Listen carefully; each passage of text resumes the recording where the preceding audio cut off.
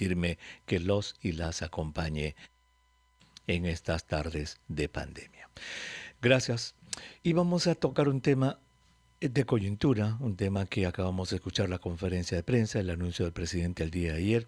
Estamos nuevamente en estado de confinamiento en el Perú.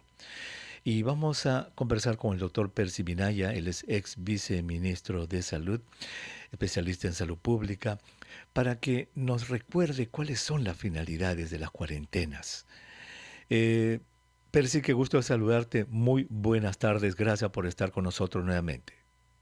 Igualmente, muchas gracias por la invitación, cordiales saludos y señalar que en este estado de pandemia que tenemos hay que saber que todos los países, no solamente el Perú, tienen estrategias que están entrando y saliéndose, para ponerlo en un lenguaje plano, es decir, tenemos que tomar decisiones según sea el panorama de la situación epidémica que vivimos. No solamente nos ocurre en Perú, nos pasa en todo el mundo. Entonces, las decisiones que está tomando el gobierno ahora corresponden a la lectura de los datos que ya veníamos teniendo y que hemos tenido oportunidad de discutir a lo largo de las semanas: incremento de casos en general, una mayor utilización de las camas de hospitalización, de las camas de UCI, de la mortalidad. Eso es lo que estamos tratando de evitar, y corresponde tomar medidas drásticas porque a lo largo de los últimos 15 días no hemos visto decrecimiento, al contrario, las cifras han crecido en una tendencia creciente. Esa es la situación actual y por eso es que se toman las decisiones. Claro, pero quizás desde el punto de vista, digamos, de salud pública, puramente salud pública, cuando se hace una cuarentena, ¿el objetivo de la cuarentena es eliminar completamente la enfermedad o solamente contener la enfermedad y en este caso, por ejemplo, impedir la debacle sobre el sistema de salud? ¿Cuál es la finalidad de una cuarentena en la lucha contra COVID-19? Si lo ponemos en una perspectiva histórica, las cuarentenas se utilizaron para poder limitar la propagación de las enfermedades, no para desaparecerlas, porque a lo largo de los años también lo hemos estudiado. Sabemos que no es posible erradicar una condición o eliminarla a partir de una cuarentena. La cuarentena es solamente una de las estrategias. Muy bien. Y esto es perfectamente posible con dos situaciones. La más moderna de las cuales la vacunación.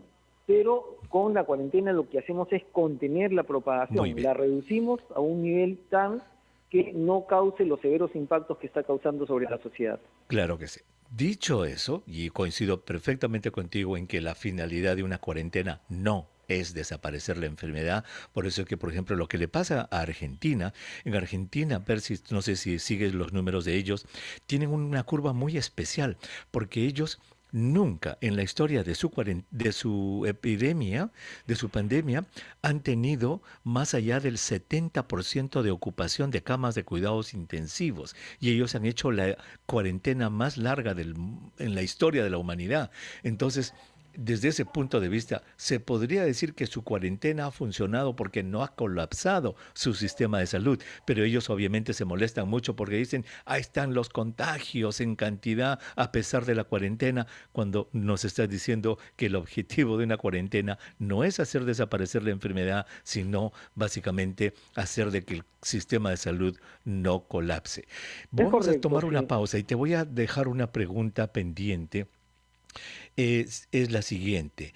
¿Se ha hecho esta medida, esta toma de decisión del día de ayer en el tiempo correcto o debió haberse hecho antes? Regresamos con eso, Percy. Nosotros, este es su espacio vital. Soy el doctor Remer Huerta. Gracias por su sintonía.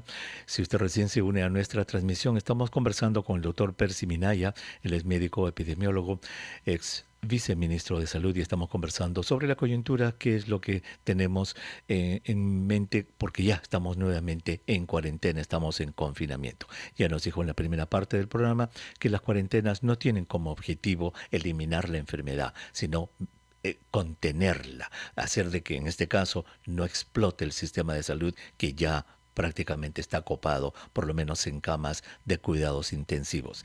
En ese sentido, Percy, te había dejado una pregunta. Hoy día, cuando le preguntaron a la premier, si es que la medida había sido tardía. Precisamente fue un reportero de RPP Noticias. Ella dijo, miren, lo que pasa es que hace 2 semanas, 3 semanas todavía no estaba, en cambio ahora ya reventó todo, ya estamos en una situación de extrema y por eso que hemos decidido tomarla. No sé, te pregunto, Percy, ¿no hubiera sido mejor? Hace 9 semanas atrás, Elmer, Mm, quienes venimos siguiendo el detalle de los indicadores de la pandemia en el ujú, país, notábamos que iba creciendo un primer indicador y que para nosotros era alarmante. Las cifras pasaban de ser cerca de 4% de positividad en las pruebas moleculares a ujú. tener 15 y 20% en algunos de los distritos. Nos llamó poderosamente la atención esa situación porque era un fenómeno que no lo veíamos, sino en los meses de mayo o junio del Ujú, 2020, cuando la pandemia ujú. comenzaba a arreciar. Estábamos, sin embargo, en el mes de noviembre. Esa situación la vimos crecer rápidamente para abarcar más de unas cincuentena, por decirlo de alguna manera, de distritos, entre ellos los más importantes de Lima. Junto con eso vimos aparecer también una cifra creciente de mortalidad y la aparición de exceso de mortalidad que no se veía viendo desde los 2 últimos meses del año del 2020.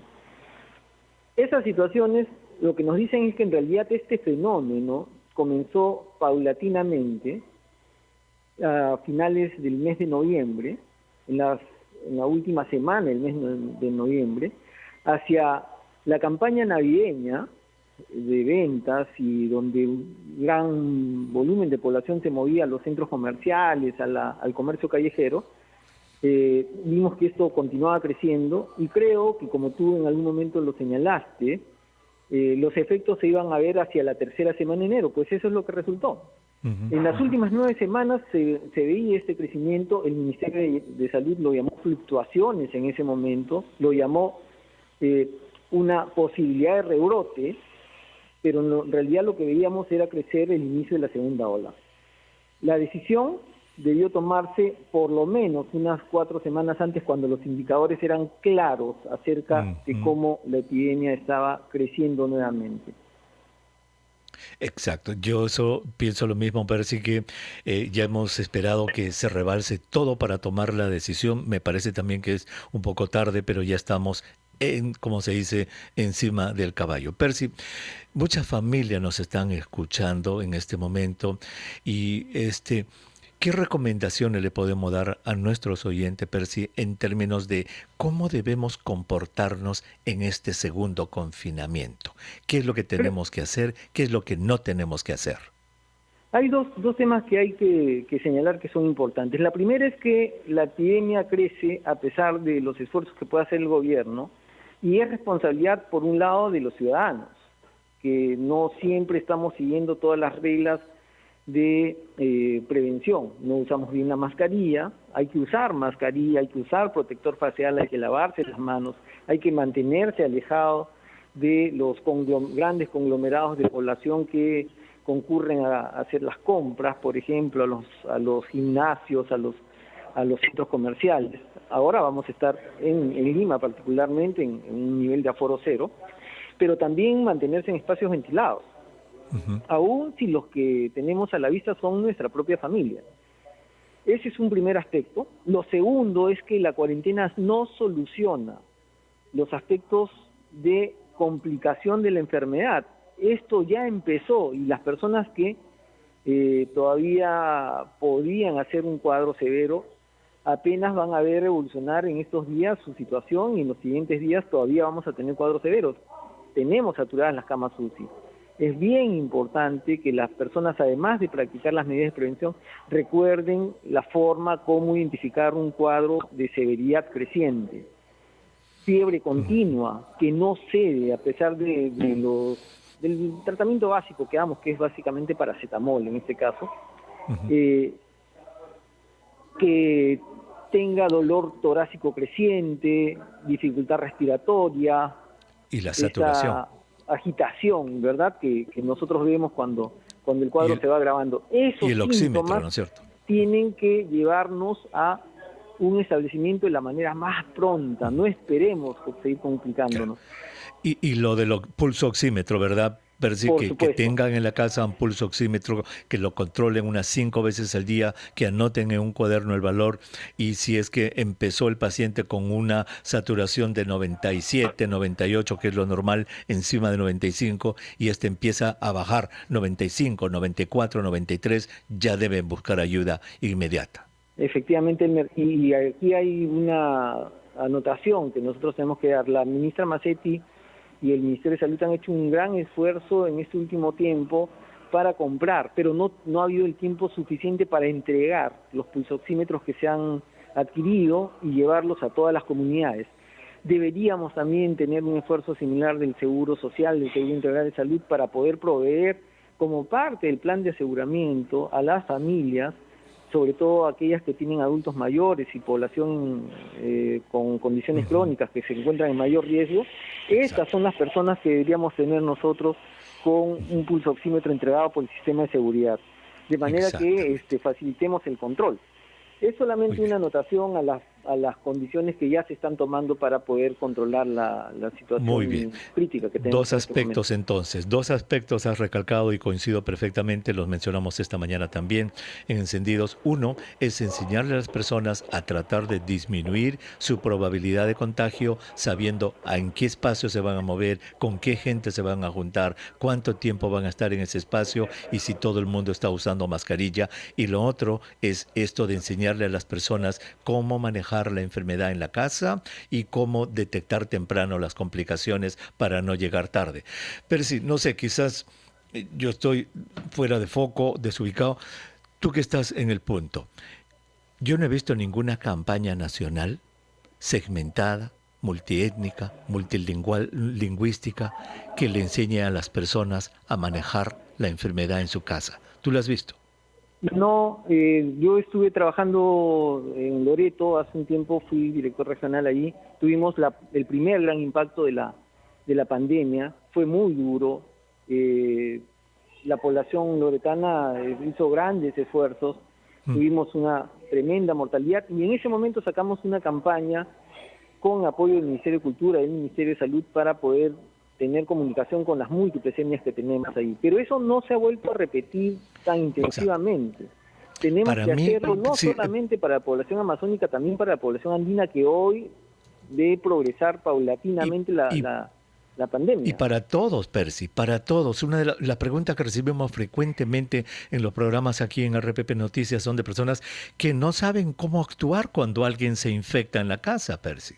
Alguien se infecta y no saben cómo hacer el aislamiento y ya están comprando ya los antibióticos que no se usan, la citromicina. Es decir, hay todavía mucha desorientación y falta de información en el público general para enseñarles cómo se maneja esta enfermedad en la casa, y yo creo que esa es una deuda pendiente que tiene el Ministerio de Salud y de Salud para con todos los pobladores, es decir, que nos enseñen a cómo manejar esta enfermedad en la casa, sabiendo, Percy, que como tú bien loco sabes, que 95% de los casos de COVID-19 se manejan en la casa.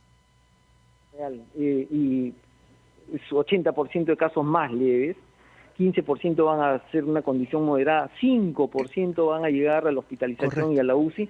Eso es lo que tenemos que limitar. Ahora, de este 80%, la mayor parte de las personas, de los que hacen cuadros más leves, solamente van a necesitar paracetamol, buen seguimiento, uso correcto del pulsoxímetro, alguien que les aconseje a no automedicarse para poder salir del cuadro. Exacto, y esa es la deuda pendiente que la gente necesita, porque van a haber muchos contagios en estas semanas que vienen, y si seguimos desorientados, la población no sabe cómo manejar esto en la casa, se van a automedicar, se van a desesperar, no hay sistema primario de salud y la cosa se va a complicar porque van a llegar ya muy tarde a los hospitales. Percy, muchísimas gracias por haber estado con nosotros y por darles toda tu sabiduría y compartirla con nuestros oyentes. Elmer, al contrario, muchas gracias, y solamente instar a que mantengamos la cuarentena, mantengamos la prevención, aún si son nuestros familiares, aún estando dentro de casa, hay que saber que hay que usar las medidas de prevención y aspecto básico, no queremos llegar nosotros a tener personas dentro de los hospitales y las UCIs, pues hay que buscar ayuda temprana y el sistema de salud está obligado a brindarla para poder cortar la cadena, no solamente de transmisión, sino de evolución de la enfermedad ahí en el momento en que los síntomas comienzan a hacerse complicados. Fabuloso.